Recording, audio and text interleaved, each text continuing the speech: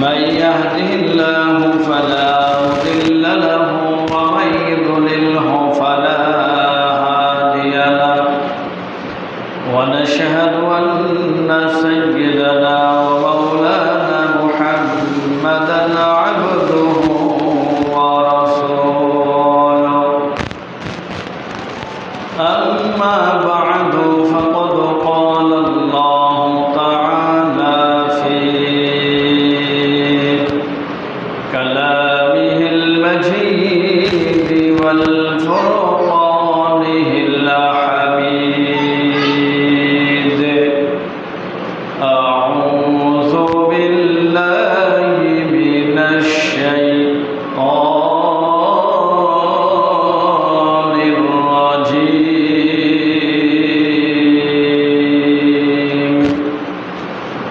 بسم الله الرحمن الرحيم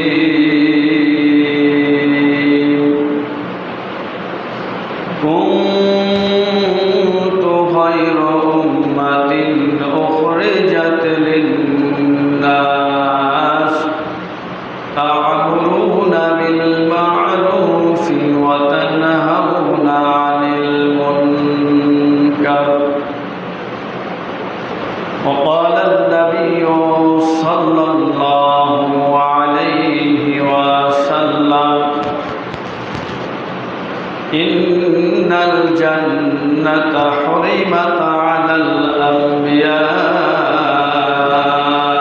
حتى أدخلها وحرمت على الأمم حتى تدخلها أمتي وقال تعالى لا إله إلا الله لا إله إلا الله لا إله إلا الله لا إله إلا الله حسبي ربي جل الله ما في قلبي غير الله نور محمد لا إله إلا الله لا إله إلا الله لا إله إلا الله لا إله إلا الله لا إله إلا الله محمد رسول الله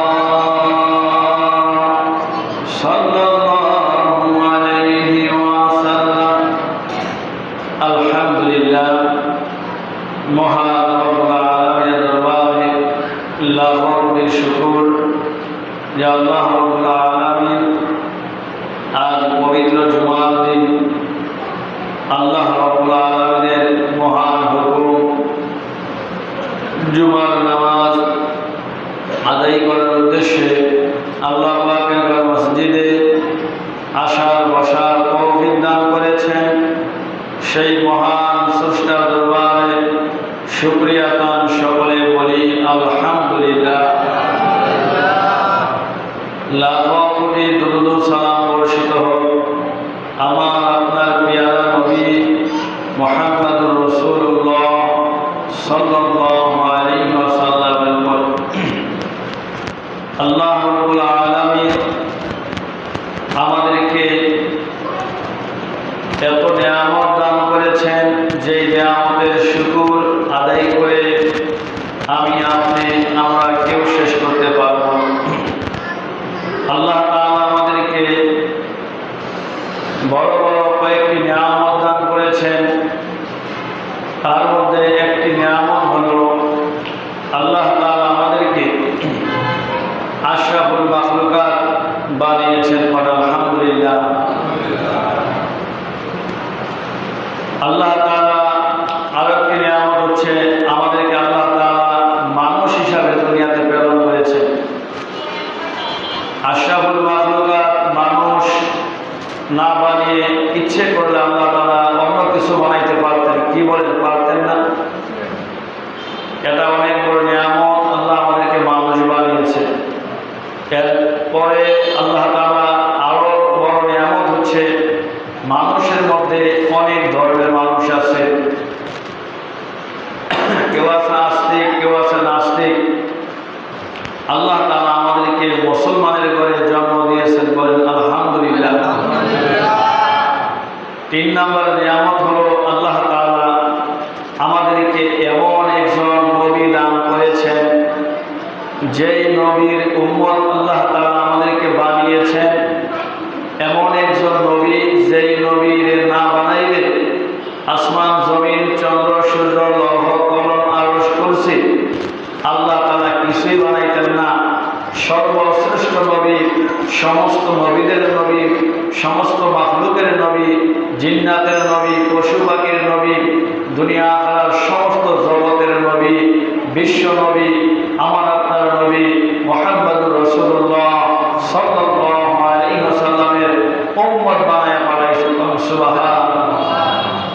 এই নবীর যেমন দাম, যেমন মর্যাদা, এই নবীর উম্মতেরও তেমন দাম, তেমন মর্যাদা। এই নবীর যে কি দাম, কি মর্যাদা, এগুলো আপনাদেরকে বিগত জুমায় কিছুটা আলোচনা করেছিলাম। যেই নবীর হাতের এত বরকত, যেই নবীর জবানের এত বরকত, যেই নবীর কথার এত বরকত। আল্লাহ রাসূল সাল্লাল্লাহু আলাইহি সাল্লাম এক সাহাবীর বাড়িতে দাওয়াতে গেলেন। যাওয়ার আগে সাহাবী বাড়িতে একটা বকরি জবাই করলেন। জবাই করার পরে নবীজিকে দাওয়াত দেওয়ার জন্য গেলেন। বাড়িতে 2টা ছোট্ট বাচ্চা ছিল। যেই সাহাবী, তার নাম হচ্ছে হযরতে জাবের রাদিয়াল্লাহু তাআলা আনহু। তো ছোট্ট বাচ্চারা মনে করছেন এইটা হয়তো বা খেলনা। তো এক ভাই আরেক ভাইকে বলে, তুমি শোনো দেখি, আমি তোমাকে বাবার মতো ছুরি দিয়ে জবাই করতে পারি কিনা। তো এক ভাই আরেক ভাইয়ের গলার মধ্যে ছুরি লাগাইতে দেরি আরেক ভাই জবাই হয়ে গেছে। এই জবাই যখন হয়ে গেছে, মা দৌড়ানো আরম্ভ করছে। দৌড়ানো যাওয়ার পরে ওই ভাই ছাদের উপর থেকে পড়ে সেও মারা গেছে। সাথে সাথে 2টা সন্তান ইন্তেকাল করলেন। কিন্তু সাহাবীরা নবীর চাইতে কাউকে বেশি ভালোবাসতেন না। আল্লাহ রাসূল বাড়িতে আসলেন, চিন্তা করছেন যদি নবীকে বলি, ইয়া রাসূলুল্লাহ, আমার তো 2টা সন্তান মারা গেছে, তো নবীজি দাওয়াত হয়তো নাও খেতে পারেন, নবীর খেদমতের মধ্যে কষ্ট আসতে পারে, ব্যাঘাত করতে পারে। এই জন্য তারা কাপড় দিয়ে ঢাইকা রাখলেন। আল্লাহ রাসূল আসলেন, বসলেন। প্রিয় নবী বলেন, ও সাহাবী, তোমার না 2টা সন্তান ছিল, এই 2টা সন্তান কোথায়? তাদেরকে ডাকো, আমার সাথে বসে খানা খাবে, আমি তাদেরকে সাথে বসায়া খানা খাবো। আল্লাহ রাসূল যখন বলছেন তোমার 2 সন্তানকে ছাড়া খাবো না, এখন সাহাবী না বলেও পারতেছে না, চোখের পানি ছেড়ে দিয়ে বলেন, ওগো নবীজি, ইয়া রাসূলুল্লাহ, এই ঘটনা ঘটে গেছে। আমার বকরি জবাই দেখে এক সন্তান আরেক সন্তানকে জবাই করেছে। ইয়া রাসূলুল্লাহ, আরেক সন্তান ছাদের থেকে লাফ দিয়ে মারা গেছে। নবীজি, নিয়ত করেছিলাম খানার শেষে আপনাকে বলবো, আপনি জানাজা পড়ায়া এরপরে আপনি চলে যাবেন। আল্লাহ রাসূল বলেন, আমি নবী যেহেতু বলেছি তাদেরকে সঙ্গে নিয়ে খানা খাবো। আল্লাহ নবী কয়, কোথায় তোমার 2 সন্তান? সাহাবী বলে, ইয়া রাসূলুল্লাহ, ওই যে ঘরের মাঝখানে কাপড় দিয়ে ঢেকে রাখলাম। আল্লাহ নবীজি 2টা বাচ্চার নাম ধরে ডাকলেন। আসমানের মালিক আল্লাহ তাদেরকে জীবিত করে নবীর কাছে পাঠাই দিয়েছে। সুবহানাল্লাহ। আমার আপনার নবীর কত ইজ্জত, কত সম্মান। আল্লাহ নবীজির হাসান হোসেন না খেয়ে আছেন, এক বাগানের মধ্যে গেছেন। আল্লাহ রাসূল বলছে, ইহুদি, গভীর কূপের থেকে আমি পানি উঠায়া দিব। বিনিময়ে আমাকে কিছু খেজুর দিবা। রসুল ক্ষুধার্ত, 3 দিন যাবত খায় নাই। আল্লাহ রসুল ইহুদি বলছেন প্রত্যেকটা বালতির বিনিময়ে তোমাকে 6টি করে খেজুর দেওয়া হবে। আল্লাহ রসুল 1 বালতি পানি উঠাইলেন। ইহুদি আল্লাহর নবীকে 6টা খেজুর দিলেন। আল্লাহর হাবিব প্রথম খেজুরগুলো খাইলেন। এরপর নবীজি আবার আরেক বালতি উঠাইলেন। 3য় বালতি উঠাইতে গিয়ে রশি ছিঁড়ে বালতি গভীর পানির কূপের মধ্যে পড়ে গেছে। ইহুদি রাগ হয়ে আল্লাহর নবীজির আসমানের চাঁদের চাইতো যেই নবীর চেহারা সুন্দর, ওই নবীর চেহারার মধ্যে একটা থাপ্পড় লাগাই দিয়েছে। নাউযুবিল্লাহ। আল্লাহর নবীজির চেহারার মধ্যে যখন থাপ্পড় দিলেন, দয়ার নবী মায়ের নবী কিছুই বললেন না। আল্লাহর নবীজি রহমতি বরকতি হাত কুয়ার ভিতরে ঢুকাইয়া দিলেন। ওই গভীর কূপ নিচ থেকে পানি বালতি ভরে আল্লাহর নবীর হাতের মধ্যে চলে আসলেন। সুবহানাল্লাহ। আল্লাহর নবী কয়, ইহুদি ধরো, এই যে তোমার বালতি ধরো, এখন আমি চলে যাচ্ছি। আল্লাহর নবী বুক ভরা ব্যথা নিয়ে আল্লাহর রাসূল ইহুদির বাগান থেকে চলে গেলেন। কিন্তু ইহুদি আর নিজেকে সামলাইতে পারে নাই। বলতেছে, আহারে, এত সুন্দর চেহারার মানুষটাকে আমি কি করে থাপ্পড় দিলাম, এই কাজটা তো আমার ঠিক হয় নাই। ইহুদি একটা দাও নিয়ে কোপ দিয়ে তার হাতটা কেটে ফেললেন। আল্লাহর নবীর দরবারে গেলেন। ওগো মুহাম্মদ, আমার মনে কেন জানি অশান্তি লাগতেছে, আপনাকে থাপ্পড় দিয়েছি। যে হাত দিয়ে আপনাকে থাপ্পড় দিলাম, ওই হাত কেটে আমি আপনার সামনে না হাজির করলাম, আমাকে ক্ষমা করে দেন। বিশ্বনবী বুঝতে পারলেন, এই লোকটা তার ভুল বুঝতে পারলেন।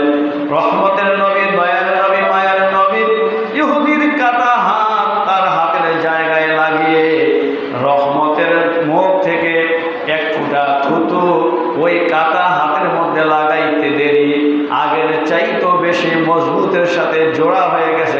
সুবহানাল্লাহ।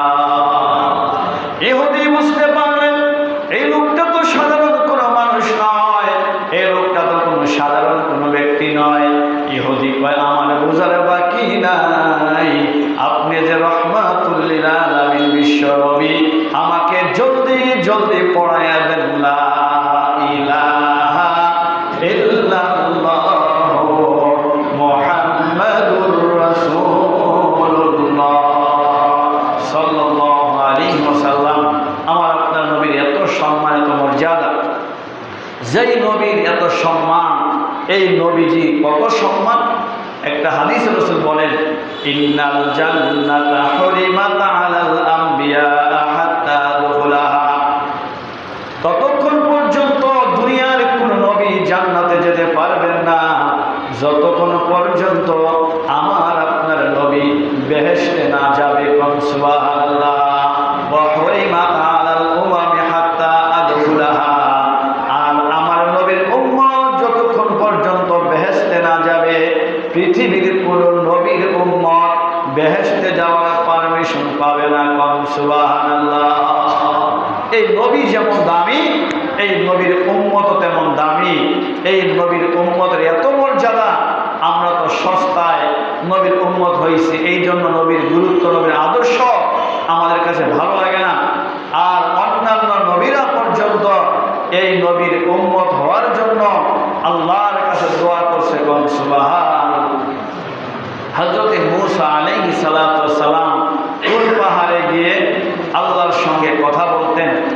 এক পর্যায়ে আল্লাহ রাব্বুল আলামিন মূসা আলাইহিস সালাতু ওয়াস সালামকে বললেন, হে মূসা, আজকে তুমি আগে কথা শুরু করবা না আমি আগে কথা শুরু করব? হযরত মূসাকে আল্লাহ তুমিই বলতে থাকো। আল্লাহ পাক কথা বলা আরম্ভ করলেন। বলতে বলতে বলতে বলতে দীর্ঘ সময় পর্যন্ত কথা হয়ে গেল। আল্লাহ কয়, মূসা কি বললাম বুঝতে পেরেছ? হযরত মূসা কয়, আল্লাহ সব বুঝি। কয়, কি বুঝতে পারলাম? হযরত মূসা কয়, আল্লাহ এই যে লম্বা সময় ধরে তুমি আমার সাথে কথা বললা, এই সবটুকু সময়ে তুমি আখিরি জামানার নবীর উম্মতের প্রশংসা করেছ। সুবহানাল্লাহ। যেই নবী দুনিয়াতে আসেন নাই, যেই নবীর উম্মত দুনিয়াতে এখনো আসে নাই, তার 1000 বছর আগের থেকেই আল্লাহ তাআলা প্রত্যেকটা নবীর সাথে, প্রত্যেকটা নবীর কিতাবের এই শেষ নবীর উম্মতের, শেষ নবীর এবং তার উম্মতের প্রশংসা করছেন। সুবহানাল্লাহ। তাহলে কত দামি আমরা নবীরা আল্লাহর কাছে দোয়া করছে, আল্লাহ তাআলা যাচাই করে বাছাই করে আমাদেরকে এই নবীর উম্মত বানাইছেন। হুয়া যে তাবাকুম, আল্লাহ পাক বলে আমি নিজে বাছাই করেছি এই উম্মতগুলোকে। আল্লাহ পাক বলে কুনতুম খায়রা উম্মাতিন উখরিজাত লিন-নাস, হে মানুষ তোমরা শ্রেষ্ঠ জাত, তোমরাই শ্রেষ্ঠ নবীর উম্মত। সুবহানাল্লাহ। আল্লাহ তাআলা রূহ জগতে আদম আলাইহিস সালামকে বানানোর পরে তার পিঠের মধ্যে একটা থাপ্পড় দিলেন, সাথে সাথে যতগুলো মানুষ দুনিয়াতে আসবে কিয়ামত পর্যন্ত সমস্ত মানুষের রূহ একটা মৌমাছির চাকের মতো এক জায়গায় একটা জমা হয়ে গেছে। সুবহানাল্লাহ। আল্লাহ রাব্বুল আলামিন বলেন, ও ফেরেশতারা এই রূহটাকে আলাদা করো, এইটাকে আলাদা করো। এইভাবে আলাদা করতে করতে একটা জায়গার মধ্যে একসাথে অনেকগুলা রূহকে আল্লাহ তাআলা জমা করলেন। এরপরে বললেন যেগুলা বাকি আছে এদের মধ্য থেকে কাউকে, কিছু রূহকে মুসা নবীর উম্মত বানায় দাও, কিছু রূহকে নূহর উম্মত বানায় দাও, কাউকে ঈসার উম্মত বানায় দাও। এইভাবে সমস্ত নবীদের মাঝে কিছু কিছু করে আল্লাহ তাআলা রূহগুলাকে ভাগ করে দিয়েছেন। সুবহানাল্লাহ। আল্লাহর ফেরেশতারা বলে আল্লাহ বুঝতে পারলাম সমস্ত নবীদের মাঝে তুমি কিছু কিছু করে ভাগ করে দেওয়ার জন্য বলেছ, কিন্তু তুমি স্পেশালি ভাবে কিছু রূহকে বাছাই করিয়া এক জায়গায় জমা করেছ, তার কারণটা কি? এগুলো কোথায় দিবা, কারে দিবা, কিভাবে দিবা? আল্লাহ রাব্বুল আলামিন কয় ফেরেশতারা জানো না, এই রূহগুলাকে আমি আমার হাবিবে কিবরিয়া বিশ্ব নবী মুহাম্মদুর রাসূলুল্লাহ আখিরি জামানার নবীর উম্মত বানায়া পাঠাইব। সুবহানাল্লাহ। আল্লাহ তাআলা রূহ জগতের মধ্যে এই শেষ নবীর উম্মতদেরকে আলাদা বাছাই করিয়া স্পেশালি ভাবে আল্লাহ পাঠাইছেন। আল্লাহ তাআলা মুসা আলাইহিস সালামের সাথে যখন প্রশংসা করলেন আখিরি জামানার নবীর উম্মতের এত পাওয়ার হবে, এত মর্যাদা হবে যে তার উম্মতেরা বনি ইসরাইলের অনেক নবীদের চাইতে বেশি সম্মান পাবে। সুবহানাল্লাহ। শেষ নবীর কিছু কিছু উম্মত এমন হবে যে বনি ইসরাইল যে নবী ছিল তাদের চাইতো অনেক উম্মতের বেশি দাম হবে। সুবহানাল্লাহ। কেন হবে? নবীদের কাজ হলো মানুষকে সৎ কাজের আদেশ করা, অসৎ কাজের নিষেধ করা। এমন উম্মত আছে এই নবীর উম্মতের একই দায়িত্ব, মানুষকে দাওয়াতের কাজ করা, মানুষকে দাওয়াত দেওয়া, গুনাহ থেকে ফিরায় আনা, নেকের কথা বলা। এই জন্য তাদের মর্যাদাও অন্যান্য নবীদের চাইতে কম দিবেন আল্লাহ তাআলা কিছু কিছু উম্মতকে। কারণ বিশ্ব নবীর এমন উম্মত আছে, বনি ইসরাইলের অনেক নবী আছে যাদের 60-70 জন উম্মত, কারো 100 জন, কারো 200 জন, কারো 80 জন, কারো 1000 জন, কারো 1 লক্ষ জন। আর বিশ্ব নবীর উম্মতের হাতে এমনও কিছু উম্মত আছে যাদের হাতে লক্ষ লক্ষ মানুষ কালেমা পড়ে মুসলমান হলে। সুবহানাল্লাহ। খাজা মঈনুদ্দিন আজমেরী চিশতি রহমাতুল্লাহ আলাইহি তার চেহারা দেখা 50,000 বেঈমান মুসলমান হয়েছে। সুবহানাল্লাহ। ইমাম আহমদ ইবনে হাম্বলের জানাজার দৃশ্য দেখা 60 লক্ষ বেঈমান একসাথে কালিমা পড়ছে। সুবহানাল্লাহ। একসাথে বাইজিদ বুস্তামি রহমাতুল্লাহ আলাইহি এক মজলিসে 1 মিনিটের মধ্যে 62,000 খ্রিস্টানকে মুসলিম বানাইছে। সুবহানাল্লাহ।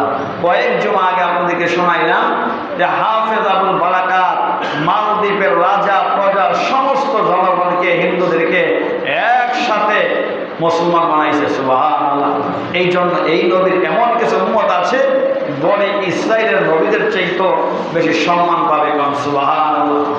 এত প্রশংসা করার পরে আল্লাহ নবী মুসা আল্লাহ ওই উম্মতগুলো আমাকে দাও। আল্লাহ কয় না রে মুসা না, ওই উম্মতগুলো আমার হাবিবুল্লাহর জন্য রাখলাম, আমার রাসূলুল্লাহর জন্য রেখেছি, আমার ইয়াসিনের জন্য, আমার তোহার জন্য, আমার মুজাম্মিলের জন্য সুবহানাল্লাহ। আল্লাহ তাআলা নবীকে ভালোবাসা কোরআনের মধ্যে বিভিন্ন সময় বিভিন্ন নামে ডাকতেন। দেখবেন সন্তানকে যদি বেশি ভালোবাসে, মা দেখবেন ছোট্ট বাচ্চারে কোলে নিয়ে মাঝে মধ্যে কয় আমার কলিজার টুকরা, আবার কয় আমার চাঁদ, আবার কয় সোনামণি, আবার কয় আমার জানের জান, বলে না? বেশি ভালোবাসার কারণে এগুলো বলে। আল্লাহ তাআলা নবীকে ভালোবাসার কারণে কোরআনে বিভিন্ন সময় বিভিন্ন নামে ডাকতেন। ইয়া মুজাম্মিল, ইয়া মুদাসসির, ইয়াসিন, তাহা, বিভিন্নভাবে আল্লাহ নবীকে ডাকতেন। সুবহানাল্লাহ। বলতেছিলাম এই নবীর উম্মতের কেমন মর্যাদা।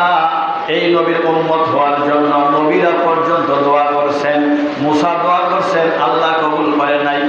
হযরত ইব্রাহিম আলাইহিস সালাতু ওয়াস সালাম বললেন, আল্লাহ আখিরি জামানার নবীকে আমার বংশে তো পাঠাইবা না, যেহেতু অনেক পরে আসবে, তোমার কাছে একটা দরখাস্ত করি, আমার ইসমাইলের বংশ, দামি বংশ, কুরাইশ বংশ, এই বংশে তুমি আখিরি জামানার নবীকে পাঠাইও। সুবহানাল্লাহ। আল্লাহ দোয়া কবুল করছেন। ইব্রাহিম আলাইহিস সালামের সন্তান আরেকটার নাম হচ্ছে ইসহাক। ইসহাক আলাইহিস সালাম এক সন্তানের নাম হচ্ছে ইয়াকুব। ইয়াকুব আলাইহিস সালাম এক সন্তান হচ্ছে ইয়াহুদা। এই ইয়াহুদার থেকে বংশ বের হওয়ার কারণে ওই বংশটাকে ইয়াহুদি বংশ, বনি ইসরাইল বলা হয়, ইয়াহুদি বলা হয়। এই ইয়াহুদি বংশের মধ্যে আল্লাহ তাআলা ৭০,০০০ পয়গম্বর পাঠাইছেন। আর ইসমাইল আলাইহিস সালামের বংশের মধ্যে কোনো নবী আসে নাই, শুধুমাত্র একজন নবী পাঠাইছেন, যেই নবী ৭০,০০০ নবীর নবী, ৭০,০০০ নবীর চাইতে যিনি দামি, তিনি হচ্ছেন আমার আপনার নবী মুহাম্মদুর রাসূলুল্লাহ সাল্লাল্লাহু আলাইহি ওয়াসাল্লাম। সেই কুরাইশ বংশে আল্লাহ তাআলা আমার আপনার নবীকে পাঠাইছেন।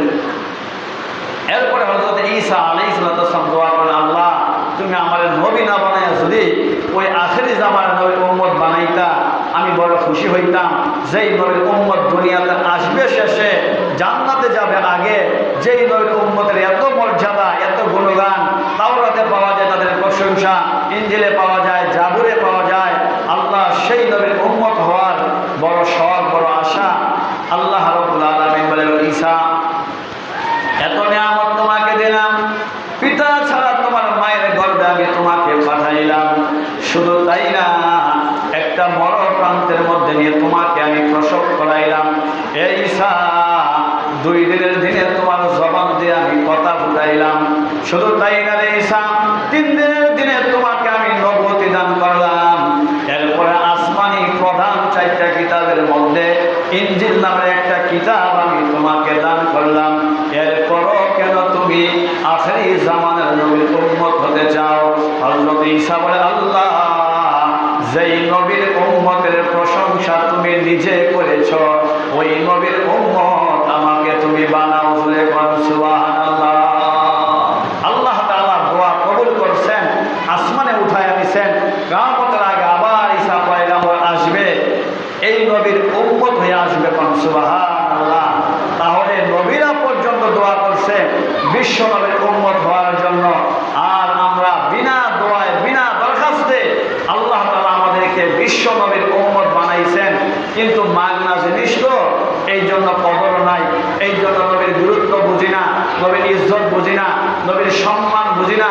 এই জন্য নাস্তিক বেঈমানেরা আল্লাহর নবীকে নিয়ে কটূক্তি করলে, নবীকে গালি দিলে, নবীকে গালমন্দ করলে আমাদের মতো উম্মতের কষ্ট লাগে না। আর সাহাবায়ে কেরাম এমন ছিলেন, জীবন দিয়া হলো নবীর ইজ্জতের হেফাজত করতে। সুবহানাল্লাহ। আমরা তো নামে খালি উম্মত, নামে উম্মত। আমার ভাইয়েরা, এই নবীর উম্মত হওয়ার জন্য আর অনেক নবীরা দোয়া করছেন, কিন্তু বিনা দোয়ায় আমরা নবী হইছি। আল্লাহ বলে, কুনতুম খায়রা উম্মাতিন উখরিজাত লিন-নাস, তোমরা শ্রেষ্ঠ জাত, শ্রেষ্ঠ উম্মত। সুবহানাল্লাহ। কিন্তু আল্লাহ আমাদেরকে সম্মান দিলে কি হইব আমরা তো বুঝতে পারি না, নিজের সম্মানে ধরে রাখতে পারি না। আমি মাঝে মধ্যেই বলি যে বাংলাদেশের সরকার বাংলাদেশের একটা পাখিরে জাতীয় পাখি বানাইছে। এ পাখিটার নাম কি বলেন তো দেখি? সবাই বলেন। বাংলাদেশের জাতীয় পাখি দোয়েল। আচ্ছা বলেন তো, প্রধানমন্ত্রী 5 বছর পর থাকতেও পারে, আবার নাও থাকতে পারে, এমপি মন্ত্রী 5 বছরের জন্য হয়, থাকতেও পারে, আবার নাও থাকতে পারে। এই 5 বছর 10 বছরের জন্য যদি কোটি কোটি টাকার সম্পদ কামাইতে পারে, বাড়ি গাড়ি করতে পারে, বিদেশে বেগম পাড়া তৈরি করতে পারে, তাহলে যে দোয়েল পাখি তার 5 বছর আর 10 বছর নাই, বাংলাদেশ যতদিন আছে ততদিন সে জাতীয় পাখি, তার সম্মান থাকবে। এই যে এত সম্মান, এটা কি দোয়েল পাখি জানে? জোরে কোন জানে? সরকার কিন্তু তার সম্মান দিছে, কিন্তু আমরাও জানি, সরকারও জানে, পৃথিবীর বিভিন্ন রাষ্ট্রের মানুষ জানে দোয়েল পাখির এত সম্মান। বাংলাদেশ জাতীয় পাখি ঘোষণা দিছে, টাকার মধ্যেও থাকে, কিন্তু দোয়েল পাখি জানে না।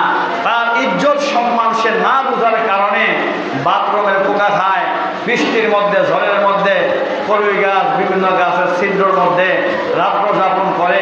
যদি তার সম্মানের কথা সে জানতো, তাহলে বলতো, মাননীয় উপদেষ্টা, প্রধানমন্ত্রী, আপনারা 5 বছর পরে থাকতে পারেন, নাও থাকতে পারেন, এর জন্য যদি বিশাল কোনো গাড়ি ব্যবহার করতে পারেন, বাড়ি ব্যবহার করতে পারেন, আমি তো আর ক্ষমতা যাবে না, আমার সম্মান তো বাংলাদেশ থাকবে, আমিও থাকবো। অতএব আমাকে সংসদ ভবনের উপরে টাইলস দিয়ে দামি দামি সুন্দর করে একটা ফ্ল্যাট বাসা করে দেন, টাইলস করা বাথরুম বানায় দেন, বলতো না? কিন্তু সে সম্মান জানে না, তার ইজ্জতের কথা সে জানে না, এই জন্য আজকে তার এই অবস্থা। তো আমরাও আজকে আল্লাহ আমাদেরকে শ্রেষ্ঠ নবীর উম্মত বানাইছেন, আল্লাহ কোরআনে ঘোষণা করছেন, শ্রেষ্ঠ নবীর উম্মত হিসাবে আমাদেরকে ঘোষণা করছেন, আমাদের দাম মর্যাদা দিয়েছেন। কিন্তু আমরা ওই দোয়েল পাখির মতো না জানার কারণে আল্লাহ নবীর ভালোবাসি না, আল্লাহর হুকুম মানি না। দোয়েল পাখি যেমন এবং পোকামাকড় খায়, আমরাও সুদ খাই, আমরাও ঘুষ খাই, আমরাও দুর্নীতি করি, আমরাও লুটপাট করি, আমরাও, অর্থাৎ আমাদের ইজ্জত কিভাবে ধরে রাখতে হয় আমরা এগুলো জানি না। এই জন্য বিশ্বনবীর উম্মতের অনেক দাম। আমি আপনার বিনা দরখাস্তে আল্লাহ আমাদেরকে এই নবীর উম্মত বানাইছেন, এই জন্য আশীর্বাদ করেন আলহামদুলিল্লাহ। এই পৃথিবীতে আল্লাহ রাব্বুল আলামিন একজন নবী পাঠাইছিলেন, যেই নবীর নাম হলো হযরতে দানিয়াল আলাইহিস সালাতু ওয়াস সালাম। এই নবী অনেক সম্মান ছিলেন। আমাদের নবীর নাম হলো হাবিবুল্লাহ, আর ওই নবীকে আল্লাহ হুব্বুল্লাহ বলে ডাকতেন। সুবহানাল্লাহ। আমার নবীজি দুনিয়া থেকে ইন্তেকালের 2500 বছর আগে ওই নবী ইন্তেকাল করলেন। 2500 বছর আগে আল্লাহ রাব্বুল আলামিনের কাছে দোয়া করেন, আল্লাহ আখিরি জামানার নবীর উম্মত আমাকে আর দিবা না, যেহেতু নবী আসবে অনেক পরে, তোমার কাছে এমন একটা দরখাস্ত জানাই, আল্লাহ তুমি আমার দরখাস্তটা ফিরাইয়া দিও না। ও আল্লাহ, তোমার কাছে দোয়া করি, আখিরি জামানার নবীর উম্মতের হাতে আমার দাফন কাফনের ব্যবস্থা তুমি করিও। সুবহানাল্লাহ। আল্লাহ, এত সম্মান দামি উম্মতকে তো আমার আর দিবা না, তবে সেই নবীর উম্মতের হাতের মাটি যেন আমার কবরের মধ্যে দেওয়া হয়, তুমি আমার লাশটাকে বসাইও না, গলাইও না, তুমি সুরক্ষিত রাখো। ওই নবীর উম্মত যেই দিন দুনিয়াতে আসবে তাদের হাতে তুমি পৌঁছাইয়া দিও। সুবহানাল্লাহ। আল্লাহ নবীজি এক বয়ানের মধ্যে বললেন, ও আমার সাহাবীরা, এমন একজন নবী এইভাবে দোয়া করছেন, তোমাদের হাতের মাটি যেন তার কবরের মধ্যে দেওয়া হয়। তোমরা আমার জীবন দশায় যদি ওই নবীর সন্ধান পাই, তাহলে তো আমি সসম্মানে তাকে দাফন করব। আর যদি না পাওয়া যায়, তোমাদের জমানায় যদি কোনোদিন ইরাক দখল করতে পারো, সিরিয়া দখল করতে পারো, তাহলে দানিয়াল আলাইহিস সালাম ইরাকের সিরিয়ার মধ্যে তার লাশ আসে, যেদিন তোমরা পাইবা সম্মানের সাথে তাকে দাফন করিও। কারণ আল্লাহর নবী আল্লাহর কাছে দোয়া করছে, শেষ নবীর উম্মতের হাতে দাফন কাফন যেন পায়। সুবহানাল্লাহ। নবীর জামানায় খোঁজ পায় নাই, আবু বকর খলিফা ছিলেন, খোঁজ পাওয়া যায় নাই। হযরত ওমর ফারুক রাদিয়াল্লাহু তাআলা আনহু জামানায় যখন অর্ধ পৃথিবী মুসলমানদের দখলে চলে আসলো, ওই সময় আবু মুসা আশআরী রাদিয়াল্লাহু তাআলা আনহুর নেতৃত্বে যখন সিরিয়া ইরাক যখন এরকমভাবে বিজয় লাভ করলেন, বিভিন্ন সাহাবীরা, বিভিন্ন সৈনিকেরা এরকম আমানতের মাল, এরকম বিভিন্ন জায়গায় মাল তারা যার যার মতো লইতেছে। আর হযরত আবু মুসা আশআরী যিনি সেনাপতি ছিলেন, তার মাথায় নবীর ওই হাদিসটা মানুষটা ঘুরতেছে, আহারে এই দেশের রাসূল বলছেন পয়গম্বর দানিয়েল আলাইহিস সালামের লাশ আসে, তিনি ওই লাশের তালাশে বিভিন্ন জায়গায় খুঁজতেছে, ঘুরতেছে। এক পর্যায়ে লাশ প্রাসাদের সামনে গেলেন। লাশ প্রাসাদের সামনে গিয়ে দেখতেছে বিশাল বড় একটা গেটের মধ্যে বিশাল বড় একটা কফিন দেখা যায়, যেই কফিনের মধ্যে লেখা হযরতে দানিয়েল আলাইহিস সালাম। সুবহানাল্লাহ। একটা বৃদ্ধ লোক ওখানে বসা ছিলেন, বলতেছে এই কফিনের ভিতরে কি আছে? বলতেছে এটা আল্লাহর পয়গম্বর হযরতে দানিয়েল আলাইহিস সালামের লাশ। সুবহানাল্লাহ। আবু মুসা আশআরী রাদিয়াল্লাহু তাআলা আনহু বলেন, নামাইলাম, আমি কফিনের গেট খুললাম, খোলার পরে দেখতেছি আল্লাহর নবীর চেহারা এত সুন্দর মনে হয় এইমাত্র তিনি ঘুমাইছে। কোন সুবহানাল্লাহ। 2500 বছর পর্যন্ত আল্লাহ তাআলা একদম সুরক্ষিত রেখেছেন। আর হাদিসে আছে নবীদের লাশ পচে না, মাটি তাদের গোশত খেতে পারে না, আর মাটির জন্য আল্লাহ হারাম ঘোষণা করেছেন। হযরত ওমরের কাছে খবর পাঠাইল পয়গম্বর দানিয়েল আলাইহিস সালামের লাশের সন্ধান পাওয়া গেছে। এবার হযরত ওমর বললেন সসম্মানে আল্লাহর নবী হযরতে দানিয়েল আলাইহিস সালামকে দাফনের ব্যবস্থা করে দাও। সাহাবীরা আল্লাহর নবীর উম্মতরা তাকে দাফন করলেন, কবরে মাটি দিলেন। সুবহানাল্লাহ। আমার ভাইয়েরা, এতগুলা ইতিহাস বলার একটাই উদ্দেশ্য, আল্লাহর নবীরা পর্যন্ত এই নবীর উম্মত হওয়ার জন্য, এই নবীর উম্মতের হাতে মাটি পাওয়ার জন্য দোয়া করছেন। আমরা কোনোদিন দোয়া করি নাই আল্লাহ শেষ নবীর উম্মত বানাও। আল্লাহ বিনা দরখাস্তে আমাদেরকে বানিয়েছেন। এই জন্য বাজান, আসেন আল্লাহর হুকুম মানি, 5 ওয়াক্ত নামাজ পড়ি, আল্লাহর হুকুম মানি, সুন্নতকে ভালোবাসি, নবীকে সম্মান করি। যেই সমস্ত জায়গার মধ্যে আল্লাহর নবীর ইজ্জতের ব্যাপারে, নবীর সম্মান নিয়ে টানা হেঁচড়া হয়, আমাদের জীবন দিয়ে হলো ওই সমস্ত নাস্তিকদের বিরুদ্ধে আমরা ঝাঁপিয়ে পড়বো ইনশাল্লাহ। সবাই রাজি আছেন তো ইনশাল্লাহ? আজকে ভুলটা জুমার নামাজের পরে